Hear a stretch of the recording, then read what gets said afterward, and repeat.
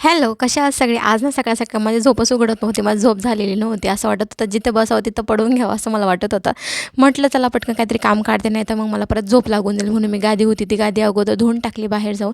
त्यानंतर घरात आली आणि अंघोळ वगैरे करून मी आधी आधी किचनमध्ये गेली आणि मला खूप दिवसांनी मला भाकर बनवायची होती म्हणून मी इकडे भाकरी करायला घेतल्या. भाकरी वगैरे झाल्या माझ्या आणि तोपर्यंत ना अंशूच्या पप्पांनी आणलेलं होतं मटण. ते मला नॉनव्हेज असलं म्हणजे त्याचबरोबर भाकरी तर असायलाच पाहिजे, बरोबर ना? कारण भाजीची चव जी आहे ती इन्हॅन्स होऊन जाते. मला तरी असं वाटतं. तुम्हाला काय वाटतं नक्की मला कमेंटमध्ये सांगा.